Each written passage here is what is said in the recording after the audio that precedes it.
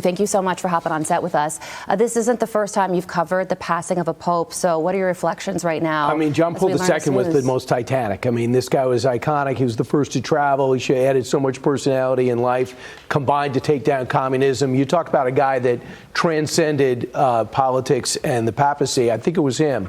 And then the extraordinary moment when Pope Benedict says, hey, I'm alive, I'm okay, but I think it's time for me to step aside. And when he steps aside, you think about how conservative he was and how traditional he was. He was the biblical scholar. He was the one to go back in history. He was the one to what he thought would be even less mainstream, more mainstream than Pope Paul II. But when he steps aside, he's replaced by this Pope, Pope Benedict, who really wanted to change things. He didn't like the opulence. He didn't like the gold. He didn't like the fine dining that comes along with that role. And then you think about what he was able to do and really focus what he says is on the poor. And he was a big critic of President Trump. He has been in the past. He was extremely critical of our immigration policy. He had less than a 5-minute meeting with JD Vance less than 24 hours ago. He thought when it comes to climate change, that was something that he really wanted to focus on. And obviously, that's never been a priority here. But you can't think about anything but in the terms of a human being. He's as good as it gets. He gave his whole life for other people. He gave his sole focus to the poor. When he got to this job, he didn't use it to consolidate power. He used it to disperse it.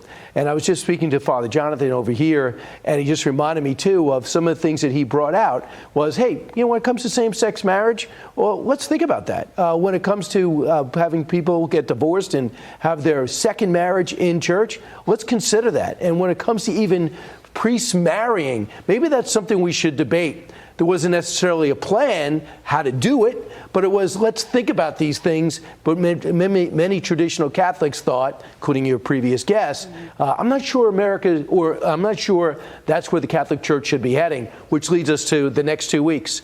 We're going to decide which way the Catholic Church will head when half the College of Cardinals were appointed by this Pope. Yes. You wonder if they think like him. That's right. And less than an hour ago, Vice President JD Vance posted on X, I just learned of the passing of Pope Francis. My heart goes out to the millions of Christians, of which he is one, all over the world who loved him. I was happy to see him yesterday, though he was obviously very ill. But I'll always remember him for this homily he gave in the very early days of COVID. It was really quite beautiful. May God rest his soul. And God certainly is doing just that. But it must be very interesting to be JD Vance right now and thinking I was the last public official of the level that he reached to meet Pope Francis yesterday. And at that time, during that meeting, he had no idea that we would be sitting here talking about this today. Absolutely. And he just became a Catholic recently. So he's oftentimes, I find just personally, anecdotally, when someone converts to Catholicism, they become the scholars. Almost like new immigrants. When they come to America, they know history better than people that were born here. So he really dove in hard on it. And of course, he gave, he's sparred with other people in the past, and he always speaks his mind. He's over in India now. But I think it's going to be very interesting over the next 2-3 weeks, because at 88 years old, after spending weeks in the hospital, where we thought this sadly was going to come to fruition earlier than this, there's sadness of his passing, but there's really billions of Catholics around the world wondering what direction are we heading. And I'm just wondering, do you go into the United States? Because now finding out the rules, and I'm reminding myself, if you're over 80 as a cardinal, you don't vote in this. I know, there are age so interesting, right? Yeah. So can you is it smart to put a 70-year-old in that spot? Or should they be contending? Because if you talk about a personality, somebody that really understands the church and loves all people, that would transcend the position. I know I'm biased, but Cardinal Dolan, a few blocks from here, that, yes. I mean, he says, maybe his last time would have been the perfect time. The Benedict would have been the perfect age when Benedict got named.